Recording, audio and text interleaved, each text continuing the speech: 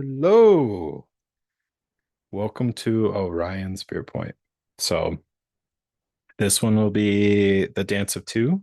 So this will be quite an interesting, actually, masculine collective and feminine collective. So divine feminine collective and divine masculine collective. Um, yeah, this is going to be really quite fun. But before we jump in, I want to make a little of an announcement. So um, I have a new session available. So that will be, and I'll link it down below and I'll put a pinned comment. So it's the arrow and fire energy. And I'll explain it really briefly. So with these connections, we'll talk about it. Yeah. So with these divine counterpart connections, there can be a moment when it's the volleying off points back and forth, right?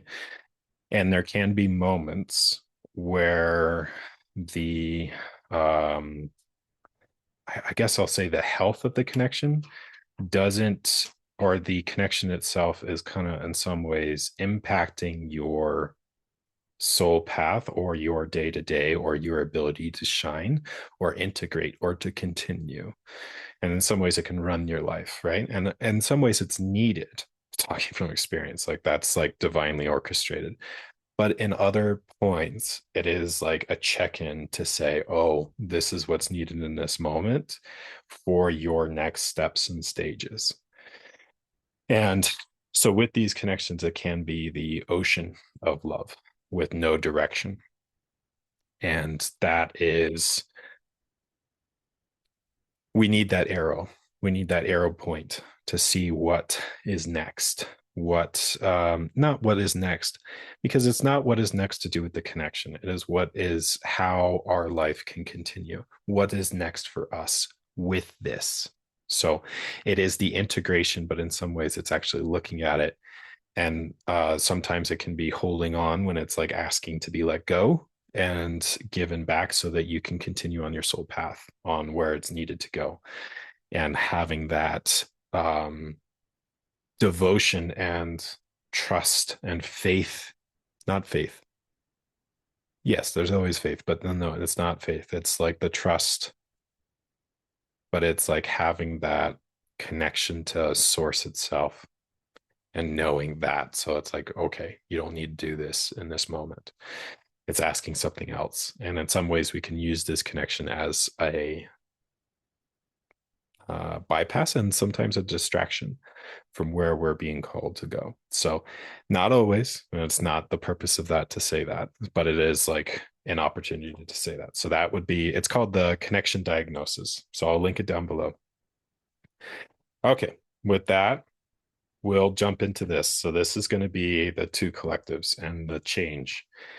And wow, what a click over. And I would say this happened just a little bit ago. Probably a couple days ago was it was a big thing. So I would say we definitely entered new territory. And there was like messages about that around the solstice too. Like there was definitely new territory reached for both collectives. So um the halfway point, that was really, really predominant and heard for all of this collective. And I will say, like some of the messages, because I got I got messages for both. And I will say you may not see this in the physical, but it is how the collective energy kind of works. It sometimes it's at the forefront and it's like, okay, we can see this coming in. So it may take a good benchmark that I've seen is just like it may take a year for some of the things that are coming in that will be delivered in this channeled message to actually really physically be shown. But it's also seeing, okay, this is where the energy is going. And in some ways, it's circulating and it's hitting those new walls, or these not new walls, new chapters. So the new chapter of the Dance of Two. So some of the old chapters, just to give a framework and a reference point for you to identify, is that okay, so in 2020 and in 2019, 2020, there's a big activation for the feminine collective. You can see it for yourself. And it's always both. So it's not just saying, oh, it's just the feminine. No, because that happened too. Like was I was in some ways still buried at that time. And I remember writing a channeled message 2019 was December 2019 was the message is just like, it's time to stand. It's time to come home. And that was to the masculine. And I felt it. And I was just like, whoa, this is going to be different.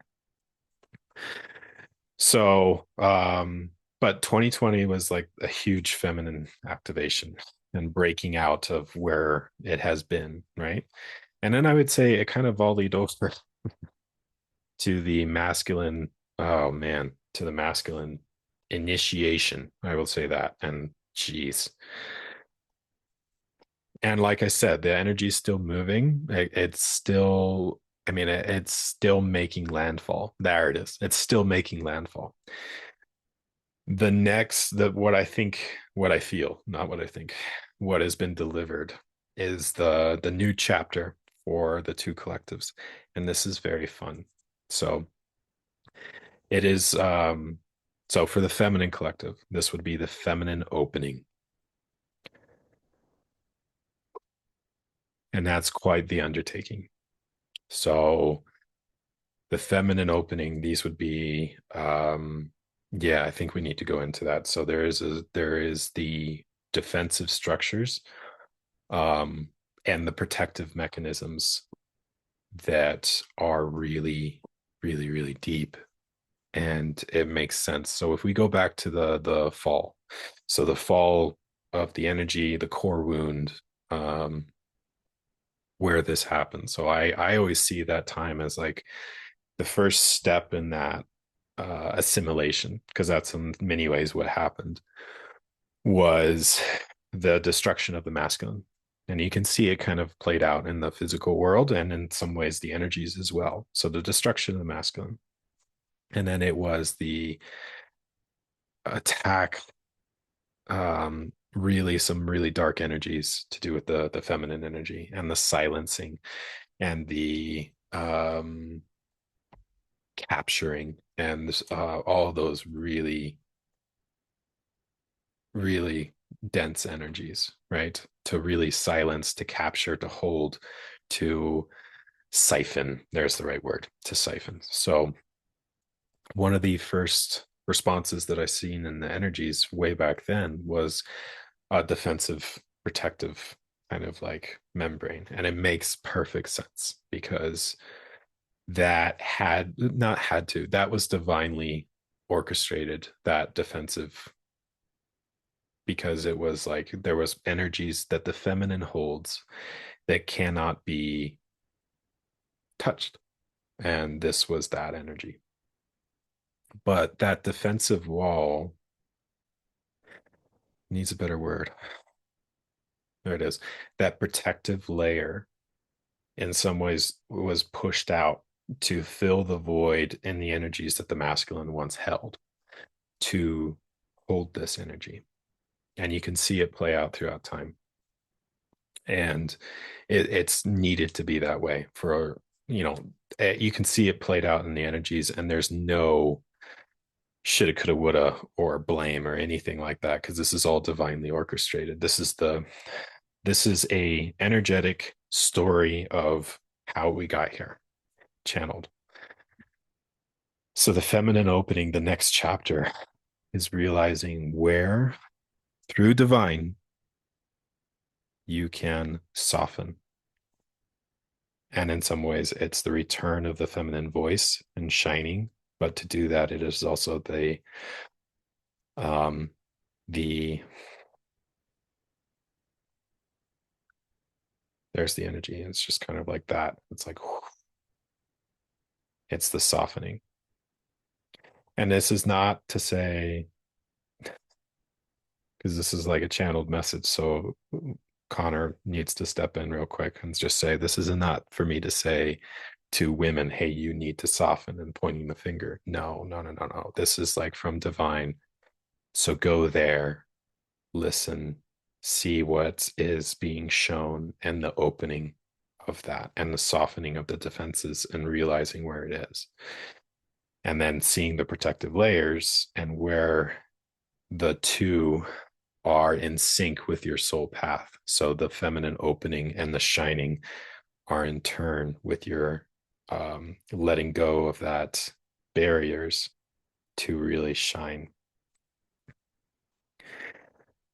So that I feel like is the next chapter, and I don't know how long this will be. It's kind of like turning a page. I say next chapter because like the previous chapter, I would say after being in it was the feminine, or not the feminine, the masculine initiation, which I was entrenched in that.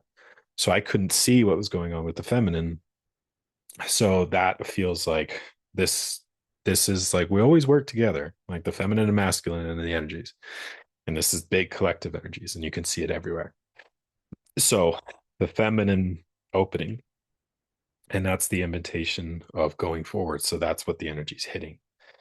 Just like, okay, so you can feel that and see it in all the deep, deep energies reflected into the physical in your life and in your opportunity to do that, because it is that opening that's what's laid at the feet, the next chapter in this huge giant story of all of reality, right? Of embodiment, but it's more than that. This is a big thing. And this is the birthing process. Oof.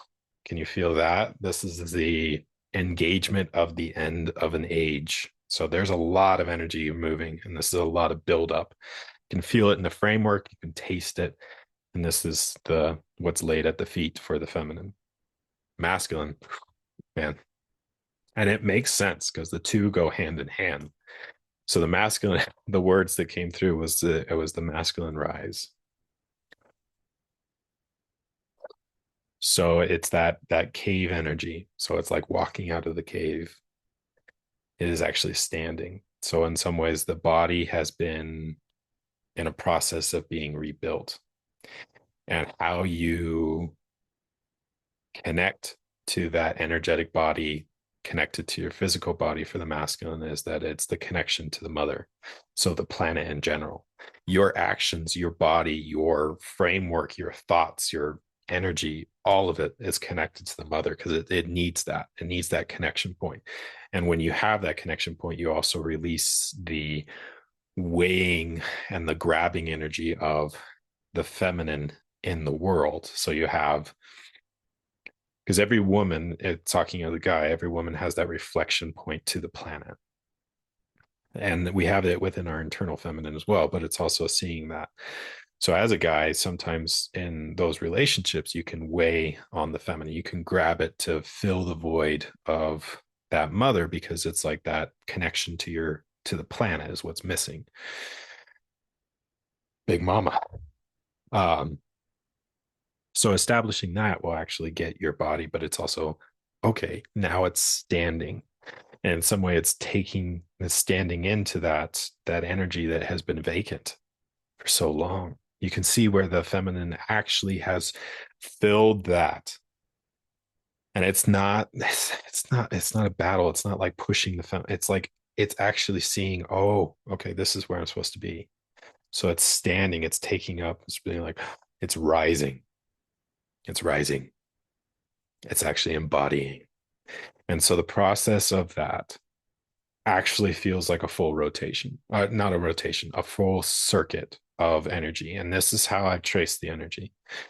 And it takes, and it's like fulfilling that circuit. How many circuits can you do? So when with the masculine rise, it is like retrieving the body from the mother, right? Because your body is made of the mother, right? So it's like establishing that connection with all your actions and seeing where sometimes they're not in line with that. So going into the mother, seeing her. So it's the connection of the planet, how deeply you can go into Mother Earth. Okay.